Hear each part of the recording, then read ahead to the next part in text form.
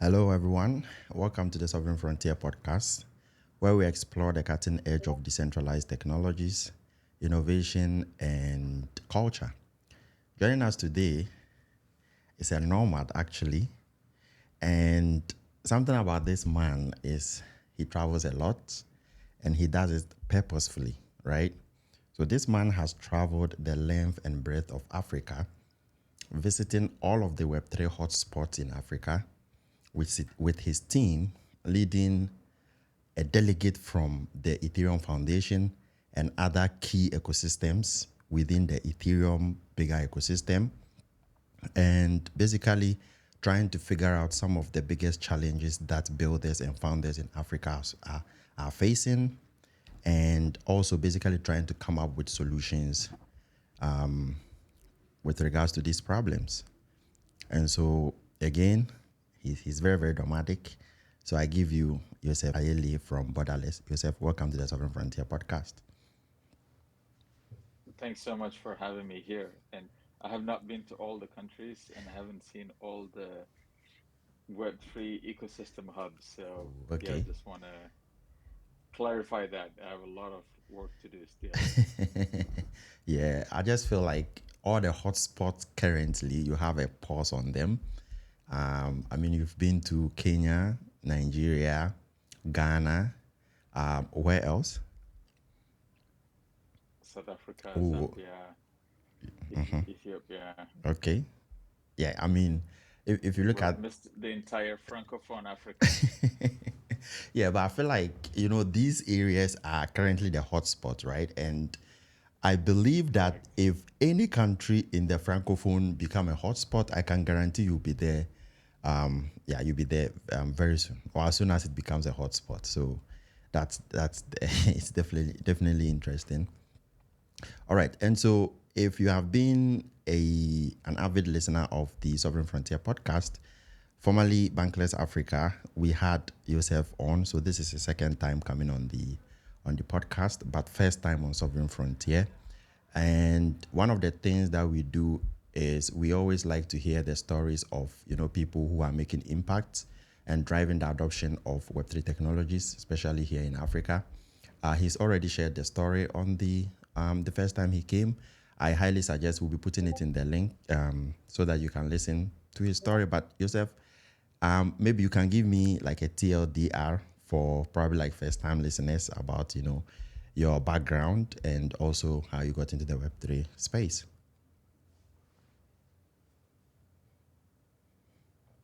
Sure. I'm Yosef. I'm originally from Ethiopia and I've grown up there, as well as Kenya, Tanzania, and a bit of Nigeria. Very much East African and African by blood and vibe.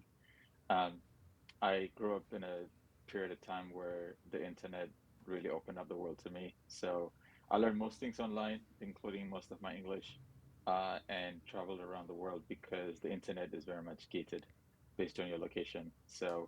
Uh, this notion of borderlessness is something I've been pursuing and chasing for a long time. I got into crypto when I was running an immigration program in New Zealand.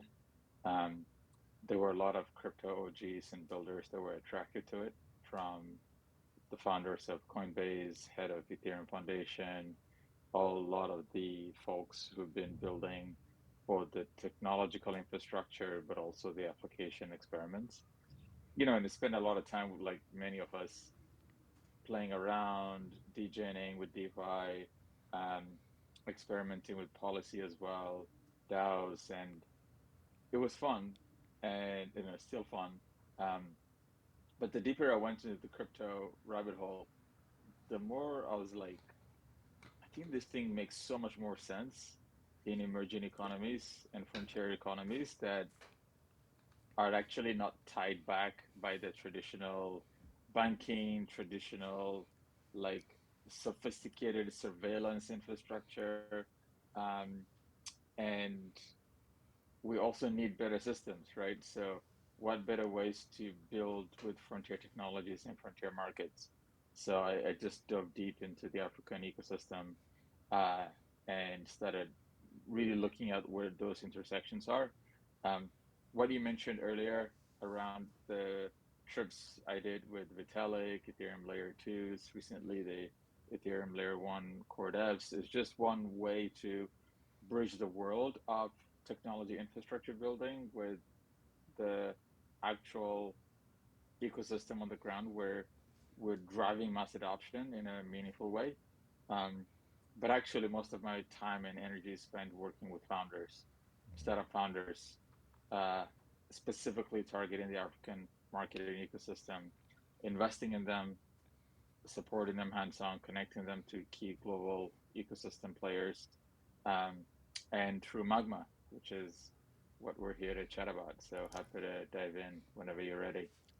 Well, yeah, I'm ready, but quick one just before we get to Magma. Um, I just want to congratulate you on your first term as a Security Council member in Optimism. Um, and I think that you are also going for a second term, and so there is a vote happening. So just a quick one. If you are voting or you have any OP tokens, this man is really really giving it his all when it comes to a lot of the impact that we need to do with the technology, and like he said, driving adoption of this technology in a meaningful way at places that matters the most. And so yeah, I was checking this morning on Agora. By the way, if Agora is the platform for voting, so you go to vote.optimism.com, and you can vote. I was checking and I saw your name there, and I was like, oh, okay, my man, okay, this is good, this is great. Yeah. So if you have any OP tokens, check it out. I think time is running out, so check it out and yeah, give him your vote. I fully endorse him. Oh, Yeah. I didn't know that token holders vote in that. I thought it was just delegates, but that's great to hear. Um, and another thing is I also support the optimism ecosystem from as a badge holder towards our RPGF. And yeah, just highlighting a lot of Africa-based projects to be elevated in the retroactive public goods funding space, and playing sort of that support role across multiple types of chains, not just optimism. Yeah. And this is so important because I remember RPGF3, a lot of people, badge holders, were voting and dropping their thoughts and opinions on, why they are voting for project they are voting for. And to be honest, I wasn't seeing a lot of the badge holders, highlighting African projects. I think I even tweeted at you or something. I was like, yo, Yusef, what's up? So it, Yeah, no, go I ahead. remember that time actually because Yeah, I created so they allow badge holders to create a list. yeah, So you create a list of the projects that you're supporting and you write why. And I basically just created like an Africa projects list of all the projects that are serious, have done stuff in the past, not just new things getting off the ground, and why I voted for each of them. Just because other people follow others when allocating. And I think uh, I don't remember the exact OP amounts that we got, but uh, sort of closer to the peak, we were close to $800,000 worth of value distributed to like retroactive public goods funding distributed to um, communities and event organizers and so on across the continent. So that's great, and we want to see more of that because not a ton of it is actually flowing to folks like you and all the people working hard with Web3 Bridge, ETH Accra, um, Web3 Lagos, ETH Safari, and all those guys. yeah, yeah. I saw the list afterwards, and yeah, that's by the way that RPGF did so much impact for builders in Africa. In fact, um, a lot of the things that are happening right now is as a result of the funds that a lot of these projects got, and that has been like a key runway for them to be able to continue to build. And so, yeah, huge shout out to this man right here. And now you understand why I would say if you have an OP and you've delegated to yourself, you have to go vote for this man. Or in fact, you can get in touch with your delegates and tell them that, hey, this is the man that I'm approving. Make sure that you use my tokens wisely. All right, and so let's get back on track. Yeah, so Joseph, um, so I'm assuming that after doing all of the travels in Africa and getting a pause on the Web3 ecosystem in Africa, finally, you and your team and probably like other ecosystem partners decided to come out with something that would potentially solve some of the key challenges that builders and founders are facing. And as a result of that, Magma was kind of born. And so just a quick one, what is the inspiration behind Magma and what is Magma? Thank you. So actually, the genesis of Magma was when we did the Vitalik strip across. We went from Ethiopia then to Zambia, Kenya, and then came to Ghana. Um, there was like a cohort of founders, African founders, who flew into Zambia, and then they were kind of following us to Kenya and then to Ghana. And initially, I was like, okay, there's a lot of people who are interested in Vitalik, blah, blah, all the stuff that you see. But actually, there was a lot of value happening of these guys just hanging out with each other. And I was like, huh, Vitalik was the context, but the value was a lot of our builders coming in person together for that period of time, learning from one another, sharing a lot of ideas, and being inspired together, um, which was very magical to see. And I was chatting with Yele, founder of Onboard, after that, who was kind of following us around. It's like how amazing would it be to bring a lot of these founders together in one place, IRL, not just online. Many founders are part of online groups and all of that. And so just that was the origin. But giving you like a full introduction of Magma, it's a founder residency Okay. for 12 days, targeting founders and builders who are building for the African market. Doesn't matter if you're in Africa or outside, if you're working and targeting the African market, Magma is there for you. Um, and projects building on chain or moving on chain, meaning towards a much more self custody world. And that allows us to actually add a ton of value. When I say residency, it is kind of a mix between Y Combinator accelerator style program, but also a fellowship style program in a crypto native way. What that actually translates in practice is um, it's free, no equity, no cost, nothing. You just have to show up in person. We've done it in Kenya, and I'll explain to you why we kept leaning in on Kenya. Um, 12 days, 25-ish people, so very selective. Um, and we basically spent 2 weeks in person, fully engaged, um, coordinating. And the reason why we need to coordinate better with one another is that I've seen many pitch decks wanting to build the WeChat of Africa. And that sounds like a great idea, right? Or the Alipay. What I'm hearing is people want to build an integrated financial tool that basically builds the stack of what a bank does and more with crypto. But to do that, as a one company building 15 products under one umbrella, no matter how much money you have, is almost impossible, especially when you're serving multiple geographies and multiple markets. So if that is almost impossible, I'm not saying it's fully impossible, someone might go pull it off, but if it's really challenging, then how do we get to that point of user-centric product design and product execution, high level of interoperability between the products that we build, um, and like the Legos of what makes a financial and economic infrastructure. And for us to do that is not just BD calls. We actually have to meet each other. We actually have to build deeper relationship and context with one another. Um, so that's what I mean by coordination. Is actually very intentional way of really learning the different stacks others are building. And instead of having to build everything else under one umbrella, how do we actually integrate on top of each other?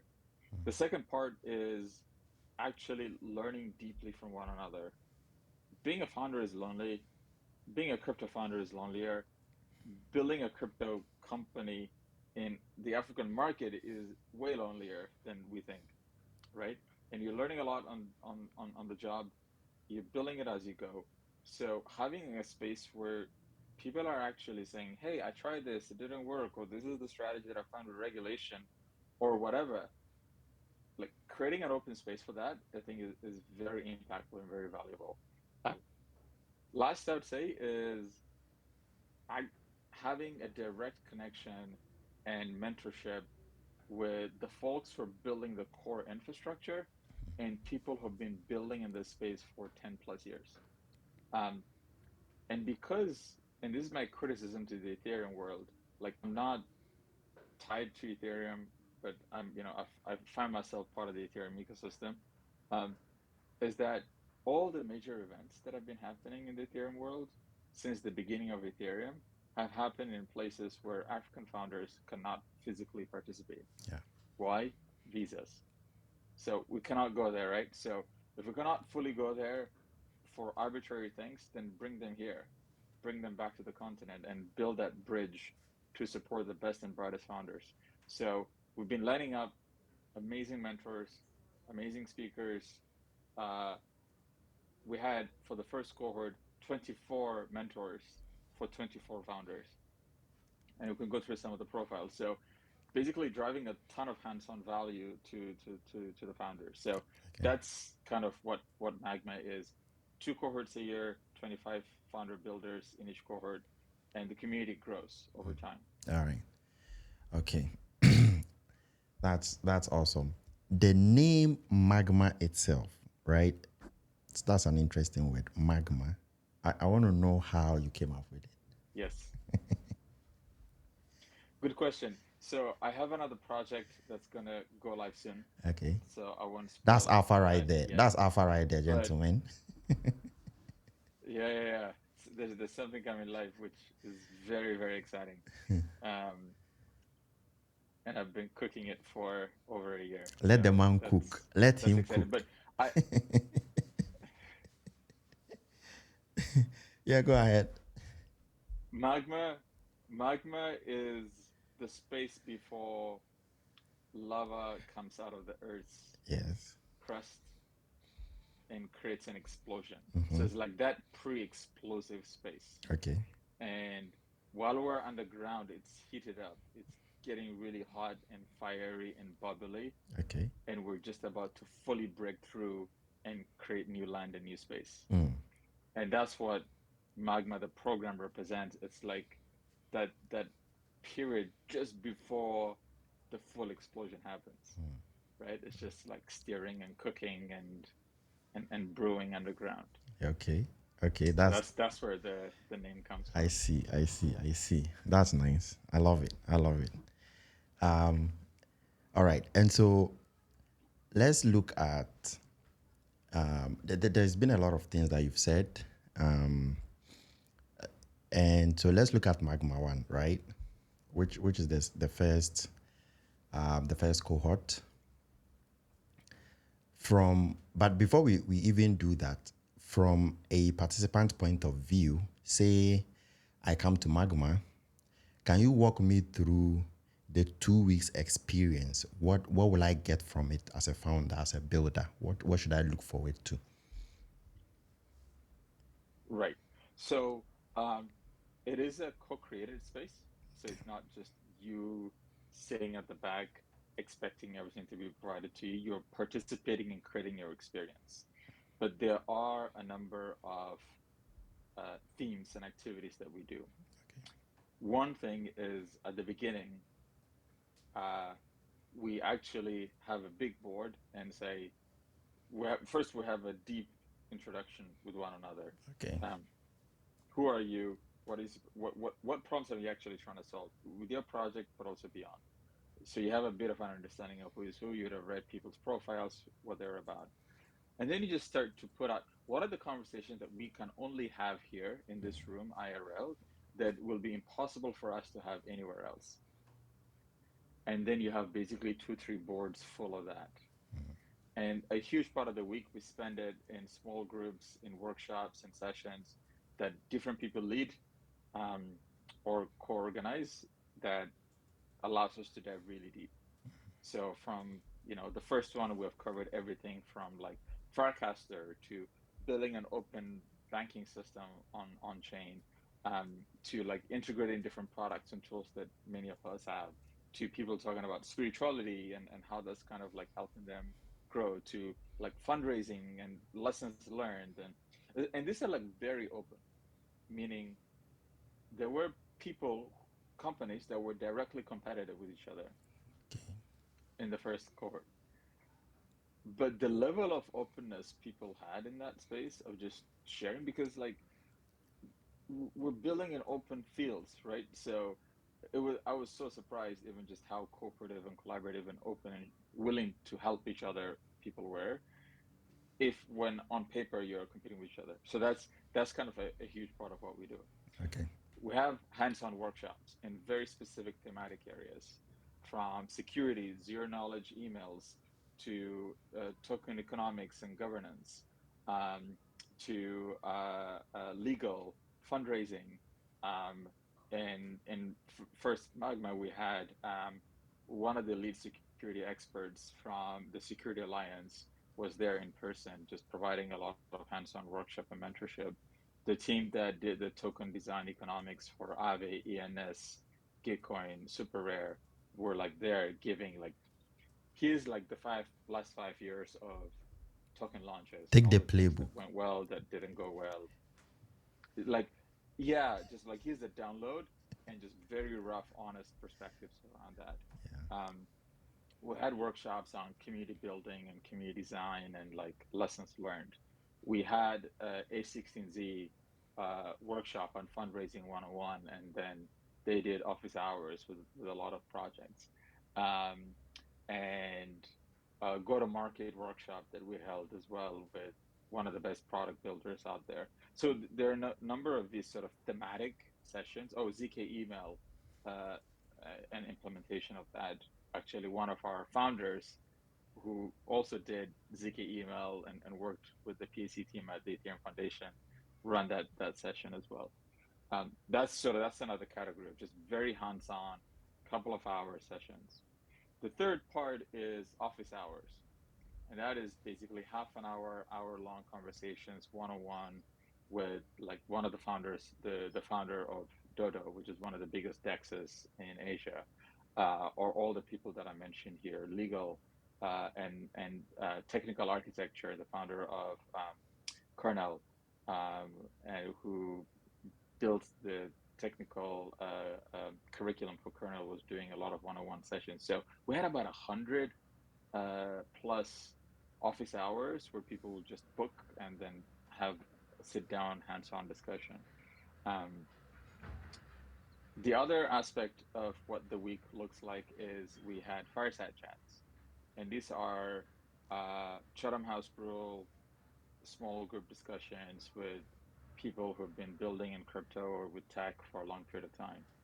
We had people like Brian Armstrong call in, and we had hour with him, people just asking him questions around his journey, and a lot of these founders are very open and willing to share of not just, everyone talked, by the way, of the hardest points, because founder to founder people really relate. Yeah. um, we had the founder of Figma, Notion, Cello, Scroll, Base, and several others, and Protocol Labs call in as well, and just had one-on-one chats with folks. So that's the other aspect. Um, and lastly, I'm not going to say too much because this is something that is like unique to the Magma experience. So you have to be in it to experience it. Uh, is we had I don't want to say community building because that's just too broad, Okay. but we had really vulnerable spaces with each other. Yeah. Bonding Um, session. like vulnerable spaces, open spaces. Uh, People are never cried in their lives, crying, just Let it all out. Let it because they out. feel Let it safe out. enough. Let it Yeah, out. sharing sharing their experiences. Yeah. So it kind of combines like the human element, the project element.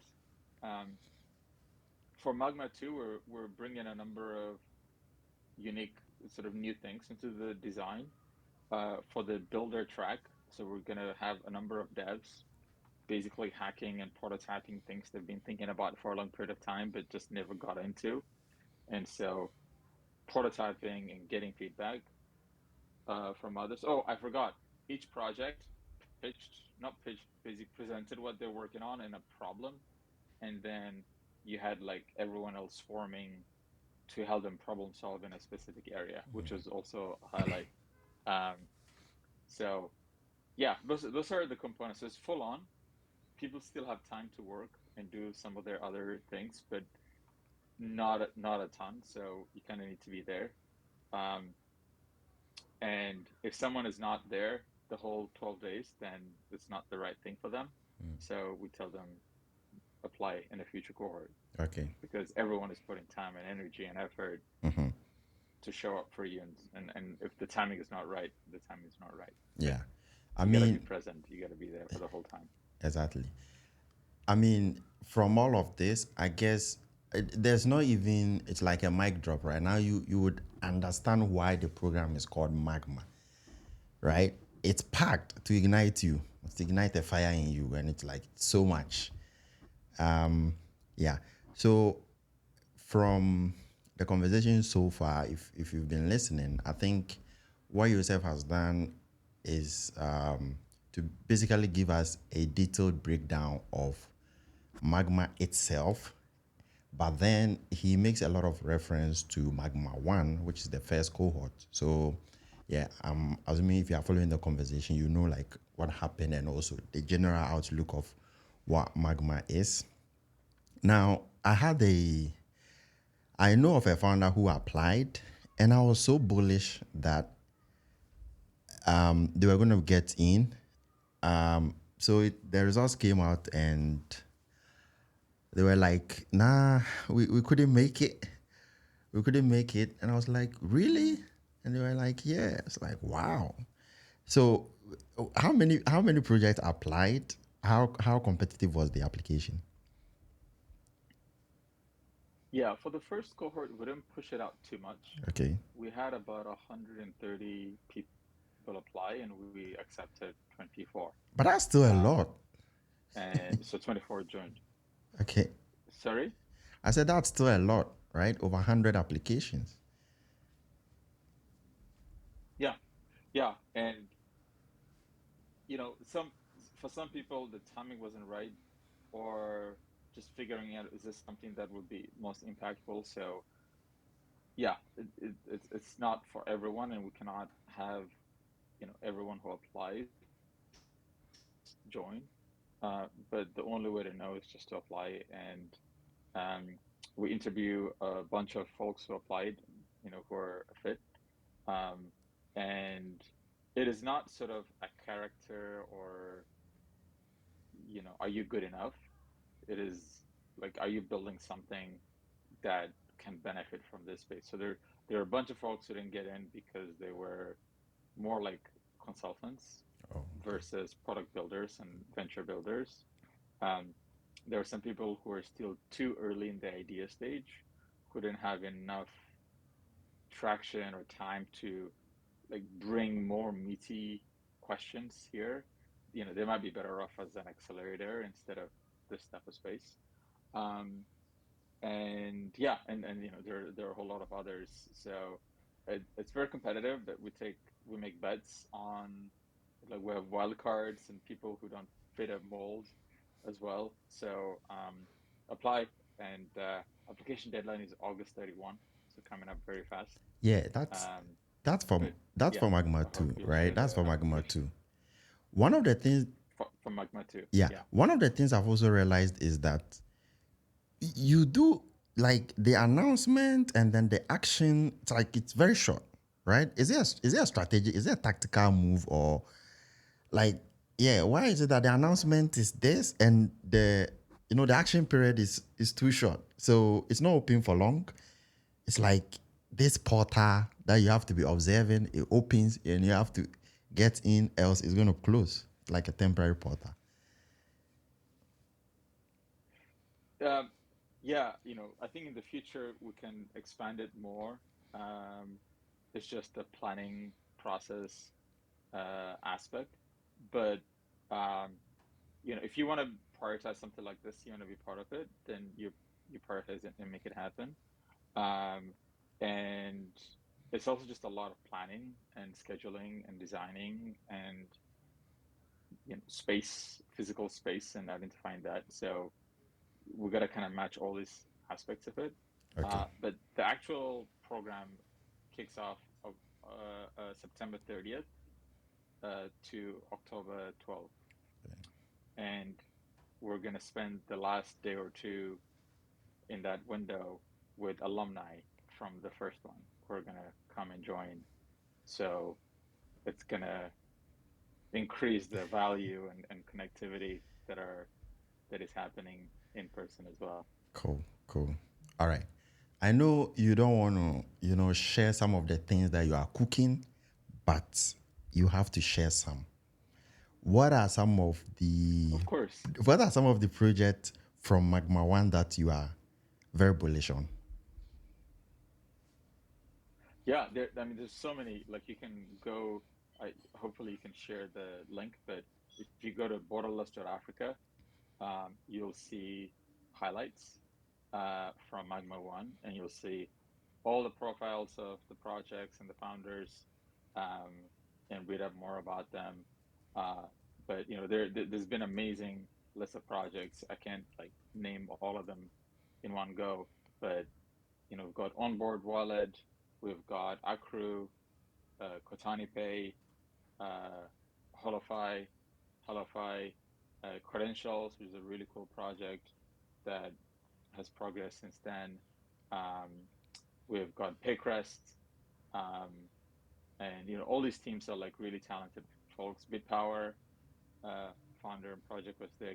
Gamig founders are there as well. So go through the profiles and just see what projects are being built there. Mhm. And we had a chat in the Magma call, and everyone's like, we gotta raise the bar. We gotta keep like bringing people who are better than us, just so that it's more valuable, Yeah. for the whole community. So yeah, and some sort of things. We're gonna have amazing founders and builders supporting the this coming Magma as well. Um, Many of the mentors are coming back. Like after Magma One, they're like, "Tell us the dates so that I can book the flight right now," We're because pulling up. this is amazing. Um, yeah, and some L2 founders are going to be there in person, IRL as well. Um, and I don't want to make it about like, hey, this is where you come and talk to some big name person. That's not the purpose. If that's the goal, then this is probably not the right place for you. Um, but we also have like really amazing people lined up here to give folks insights into a lot of what's happening and have more one-on-one dialogue. Awesome. Awesome. No, I really like the comment there about the program is not for coming there to see big people, right? It's coming there to participate. You yourself, you come in there as a big person, someone who is trying to solve a problem, leveraging these frontier technologies. And so it's not a celebrated kind of thing. Um, it's a real building kind of thing. All right. Okay. So it looks like you are bullish on all of the project from cohort one, sir. Looks like it. Yeah. Okay. So Are you asking me to pick favorites? I mean, I was thinking you would highlight, But looks like yeah, you said we should go check all of the projects, but that's cool. If you still want to pick, Yeah. if you still want to pick, we are here for it. Or maybe a project that Yeah. is not on I the mean, one list. one Or project, probably like a project too that's not on one the list. project that is, Mm-hmm. one project that I've recently been chatting with at the moment is called Paycrest. It's Okay. very new, um, and they are it's a talented team, and they're basically helping automate on and off ramps in a way that you know I haven't seen a lot before, where basically have an API that speaks directly into your PSP, uh, and able to draw fiat out, um, and pay out. So if someone has like $1 million USDC request, um, to buy or sell, then the protocol would basically pull out a bunch of fiat and then pay the person, and then the crypto is distributed based on how much you have. So it's like, oh, taking away the manual aspects and moving it more, bringing more automation. I found that like really interesting. Mm. Um, and one theme that was very present at the last Magma is many people want to build global projects, but Africa inspired. What that means is they want to move more towards building protocols that others can use, and then their project is one aspect of it, but scale and grow the protocol to other regions around the world. And this term was, I would say, coined during Magma, uh, global majority, GM, instead of global South. Um, and it's like, if you actually count Africa, Asia, Latin America, that's where the majority of people live. So it's actually renaming and rebranding it as the global majority is one of the things that came out of there. Yo, we have a new term for GM. It's no more just good morning. GM, yeah, It's no more. It's during I think GG20, we had this entire dictionary that we were building, for stuff related to the region side of Web3. And I feel like okay, this gives a new meaning to adding new vocabs to some of the terms that we have, and this is so perfect. So when I say GM in the afternoon, I don't really mean good morning. I'm talking global majority. yes, All right, so quick one, Joseph. Um, let's see. So we've explored so much with regards to Magma One.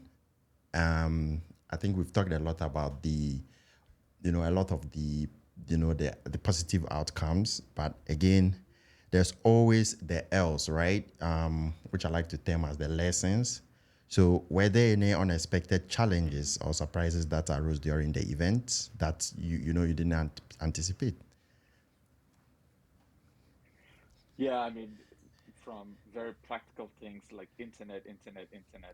So we had a Starlink that was a challenge, and so we were just deploying more Starlink. So people didn't have internet in their bedrooms, so they were all staying up until 4 to catch up on work.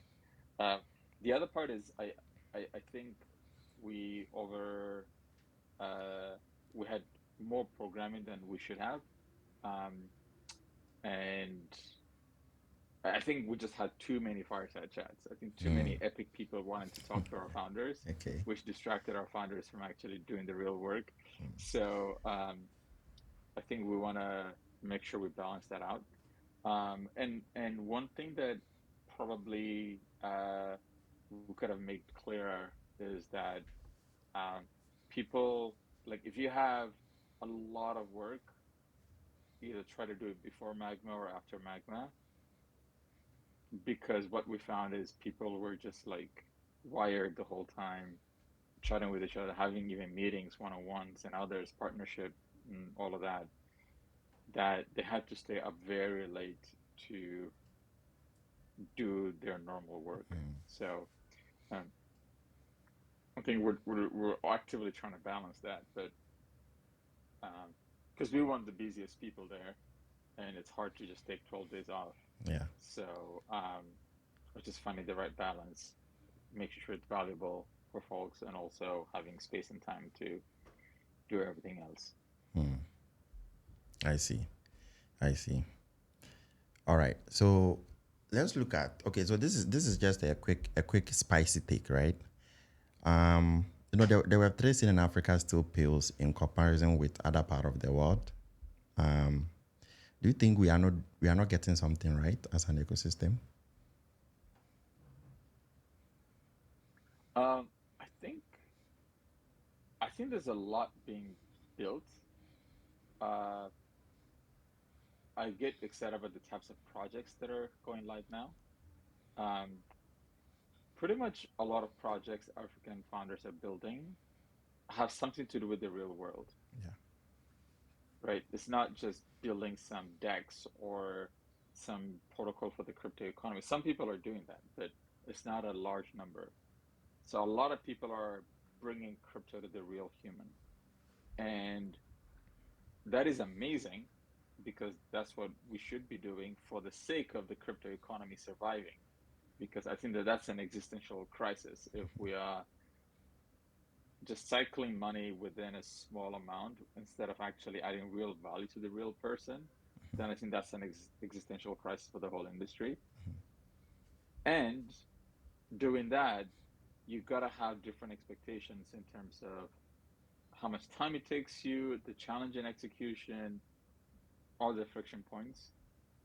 And so it's just knowing that if you're doing the hard work that few others are in the world, know that it takes a lot of time and energy, more than what it might take someone else elsewhere.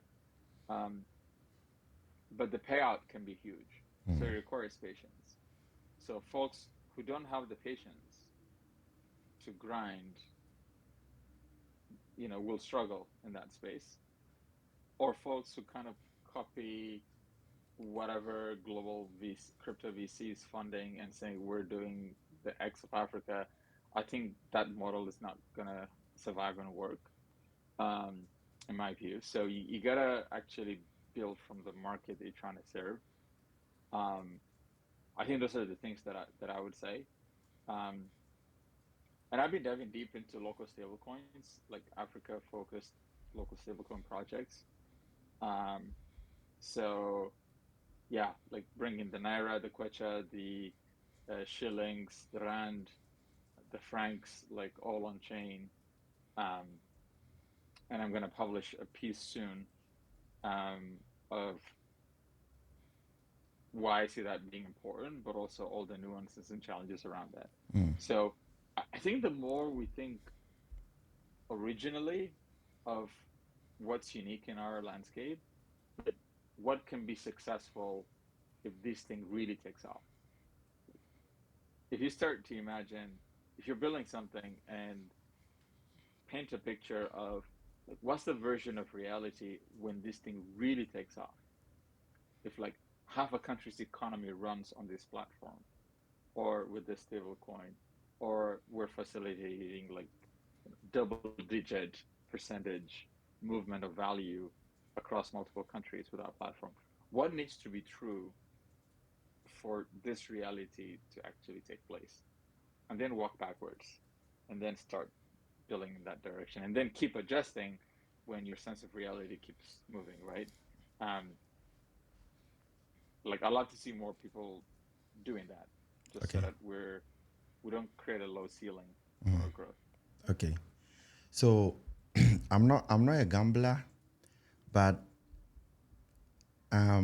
maybe I would go on Polymarket and bet something and say that you remember Joseph, just a couple of minutes ago saying that he's got something cooking, that it's coming soon. Probably it could be something around stable coins. I won't be surprised if it is, but all right, we'll wait and That is see. We'll wait and see. All right. So back on the, the conversation, right? I don't you feel like sometimes we suffer from original thinking and not, playing the mimetic games, because if you look at Web3, right, a core part of a core part of it has to do with memes, memetics, right? The culture is enshrined within the ecosystem, within the community, within the technology itself.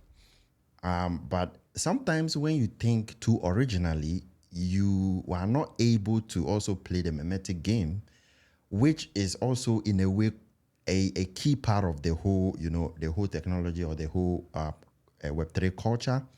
So I think that sometimes I feel like it would be better if, we also have founders from this part of the world, like, or from the global south, also going very strong in the mimetic games, and then whatever, however they are successful in there, they can apply that to the original thinking path, because, like you say, it's tough. It's tough to try to leverage this technology for real world stuff. It's also very tricky, because sometimes you look at this project and you look at where the flow of VC money is going, and a lot has to do with, the mimetic games, right? The copy pasta.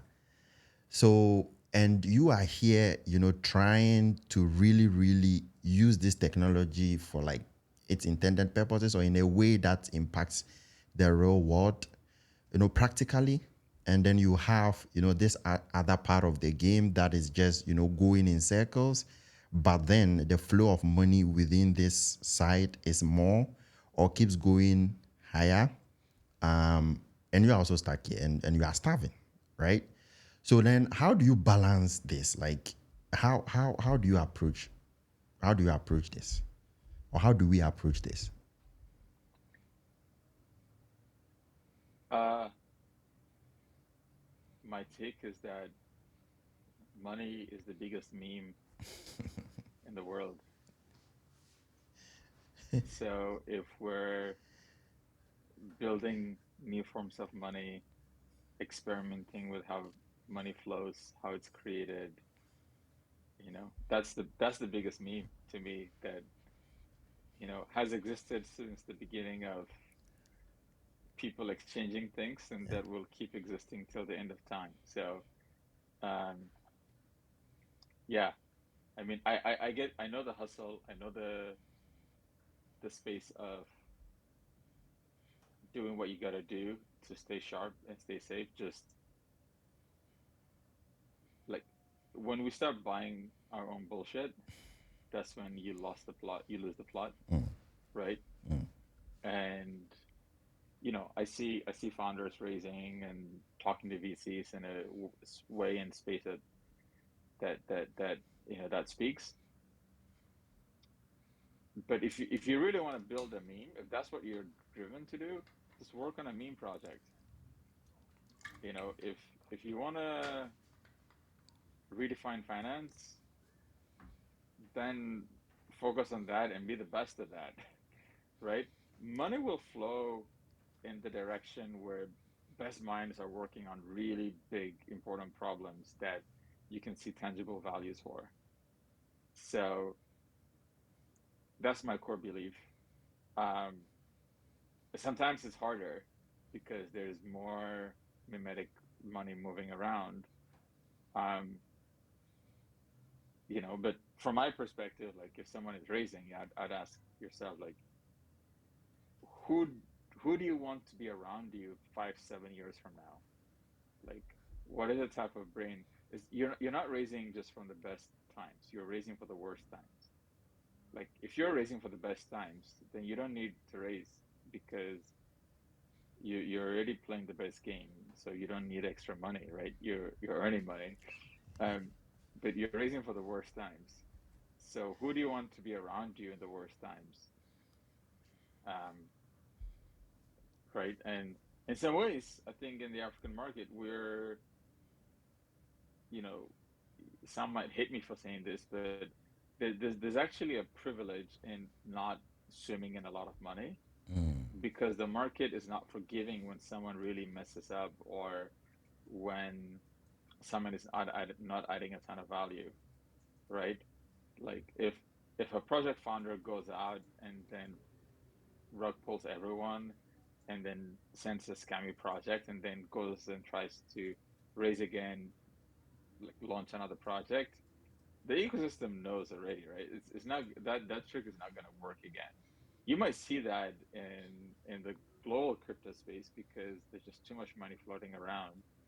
Um, but there's nothing tangible, right? So yeah, in some ways it's a bit of a blessing that like the current reality, because it's tough, it prepares you for tough times, right? You're not building just for the best times, and I think the people who build just for the best times are not gonna do well in the hard times, and there's always a hard time. Mm. Well, mirror, mirror on the wall, what is the memeiest of them all? Yes, I've said it's money. What is the memeiest of them all? So, all right, okay. So, The US dollar is the biggest meme in the world. I find the US dollar is the biggest meme in the world, but that's a separate conversation, yeah, meme is getting printed, people, and also getting minted. right? All right, all right. So, just the okay. So, looking ahead, right? Can you give us we are Magma 2? Like what is new in Magma 2? So a new cohort, alumni are going to participate, um, and from a program perspective, like we're implementing an online demo day at the end, inviting a whole lot of VCs and foundations to join and hear what people are building. But it's not like pitch me to raise, it's actually introducing your work because we're inviting everyone like, hey, come support our builders in meaningful ways. Okay. Um, I like the context of VCs helping founders instead of VCs being pitched. Does that make sense? Like having a half an hour session asking a VC, hey, how can you be supported to this project as a way to even learn and explore whether it's impactful, like get to work as opposed to be pitched, right? So that's the context that we're kind of setting up for this. Um, and I think there will be a lot of amazing people there joining as well. Some names everyone knows um, in the crypto space. So I'm not gonna shill the beans at this stage, but yeah, I think it's gonna be fun. We're gonna go a lot deeper, um, and it's the space that people create. And so if the idea of like being surrounded by a lot of other amazing founders from across the continent is appealing to you, with like hands-on value, mentorship, support, with from other folks, and then zooming out and like being part of the roadmap process for where we take the on-chain economy, the Web3 ecosystem in Africa with other builders in the same space. If that speaks to you, then definitely look into it. If you're like, I'm good, I've got all I need, I just need to execute, I don't need to talk to anyone else, um, then this is not the right thing for you. So Mm. yeah, I don't want to FOMO people into it. Yeah. It's gotta speak to you, right? Okay. Because it's just one program. FOMO, no FOMO. FOMO, but no FOMO. FOMO, of course. FOMO, but no FOMO. All right. Okay. So since not all founders can be, accepted at the moment, what are three key advice you would share with all of the other founders out there who are grinding that would increase their chances of making it? Especially to Right. from all So that you've I learned like the from Magma question. 1. Right. So there's making it into Magma and just making it in the real world and what you're building. I think Magma is just uh, apply, share a GitHub, Uh, tell us as much information as possible. Be yourself. Don't need to perform. Um, and it's a two-way street. So it's got to work for you. It's got to work for us as a program to be part of this. Um, Magma cannot scale to thousands of founders and developers in the landscape. So if Magma is not for you or you don't end up making it, go find other builders and create that vibe in that space where you're supporting each other meaningfully, right? Um, create or join IRL events. And um, yeah, I think create the vibe that allows people to build stuff on top of each other. Um, and yeah, and just learn. I think there's a lot of content and stuff out there to learn. You don't have to wait to join events IRL somewhere to learn from that, right? So I think those are the most impressive founders who take their limitations as a tool to go and do like not make their location a disadvantage Mm, from that perspective, because I think there's a lot people can do. mm. Yeah, I mean, I really love that last statement there. There's a saying, I don't know if it is an African saying, that, the lazy man complains about the a torn pocket, but the wise man uses that as an opportunity to scratch his balls. So there it is. I mean, so yeah. Let's look at. All right. Next question is, what are some of the things that excite you the most with regards to the future of Web3, globally and also in Africa? Um, Scalability. Uh, so there's a set of value systems that I believe in the crypto world. I think decentralization is really interesting as a vertical to really explore. Um, I recently interviewed Aya Miyaguchi, who's the head of the Ethereum Foundation, really like fleshing out decentralization, so you can hopefully share that, what that actually means in practice. Um, and the space of trustlessness and permissionlessness are values that I really like.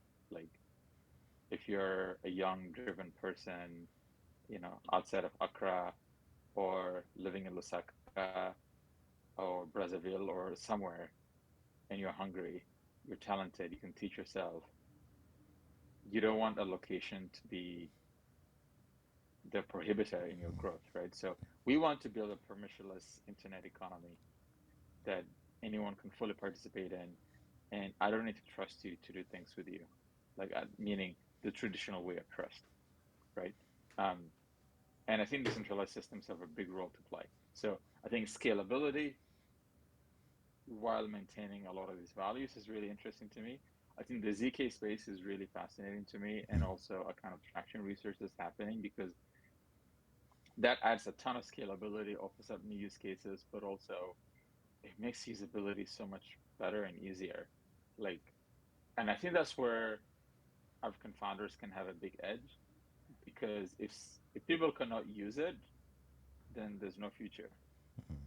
Like, we're not building for the crypto native users. We're building for real users outside of the crypto world.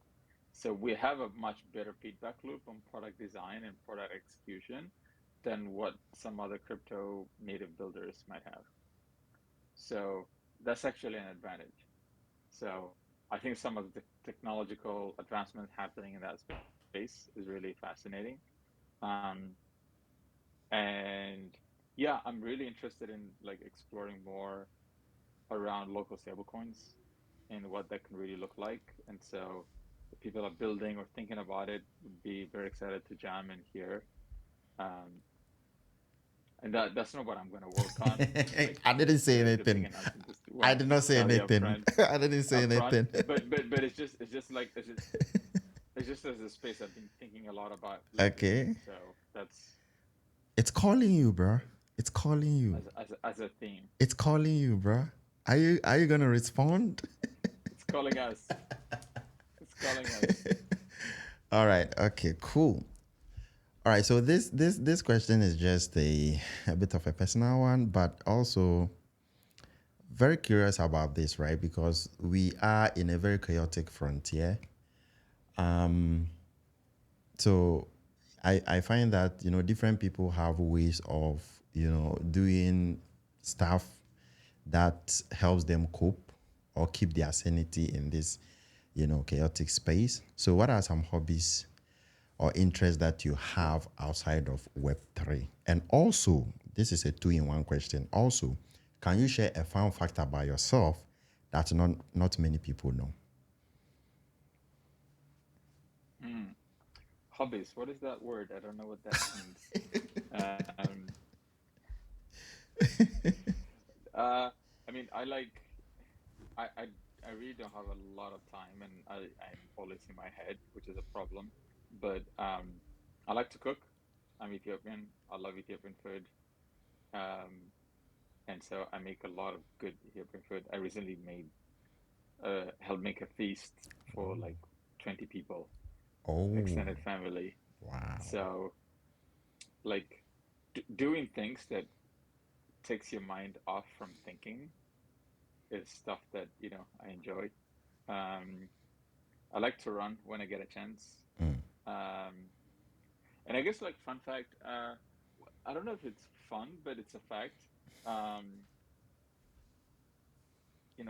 I've lived and traveled like in many countries, um, and I don't know the any country's national anthem. Like never been in a position to have to learn a country's national anthem. So it's funny because I'm very, very Ethiopian in a lot of ways, and also like spend formative years in Tanzania and Kenya, um, but I don't feel held by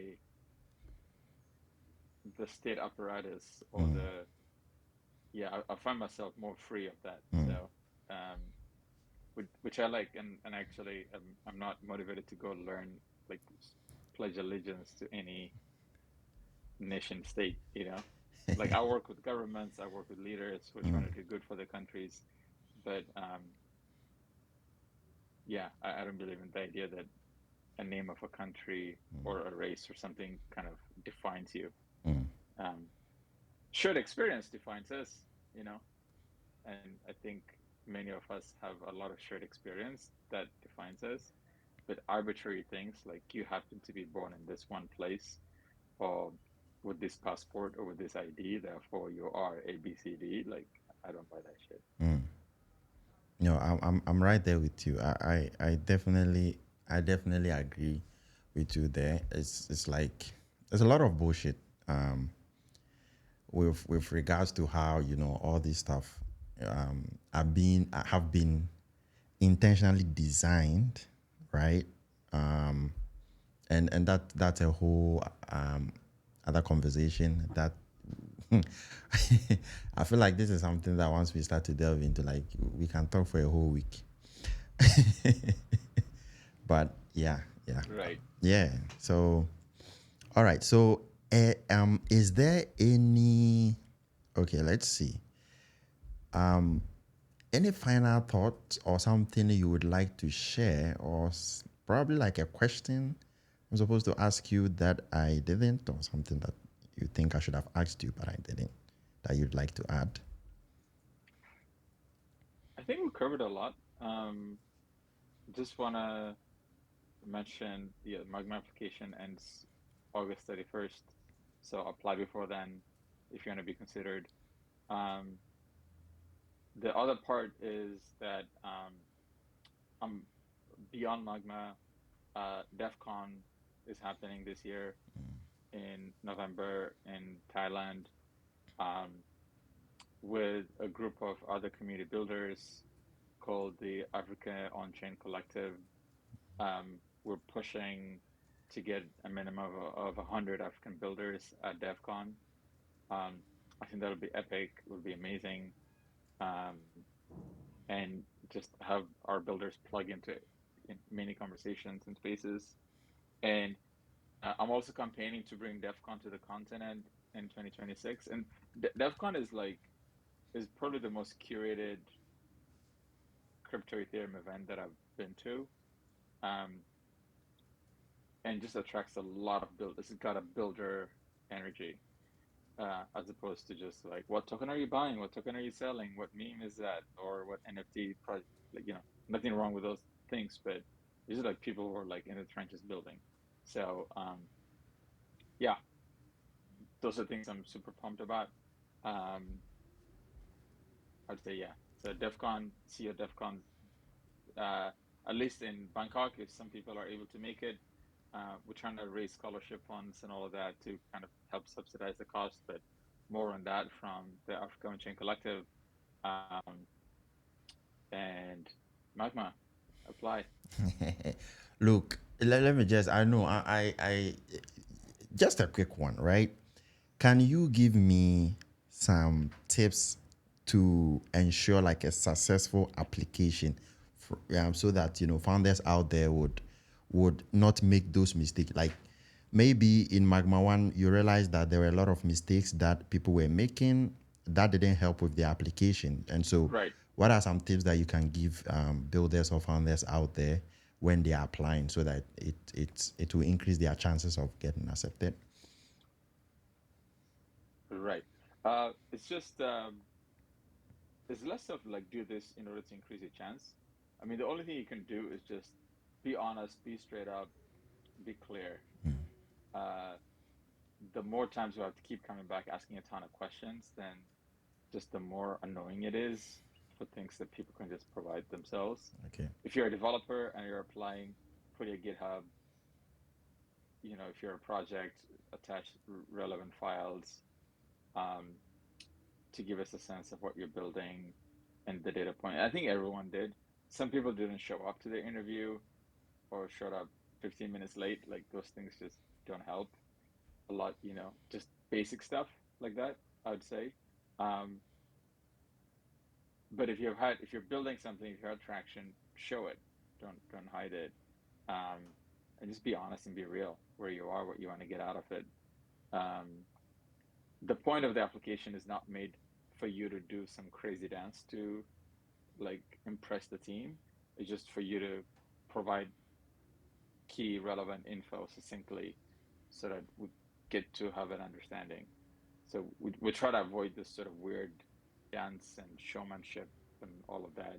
That's not how we're selecting people. It's based on the projects and them and what they're working on and if it's the right fit right now. And then many folks who didn't get in the first one, we're encouraging them to apply this time around because they've had more progress in what they're working on and building. So if one core doesn't work, um, you kind of fit the criteria, but we invite you to join the next one, Awesome. or invite you to apply for the next one.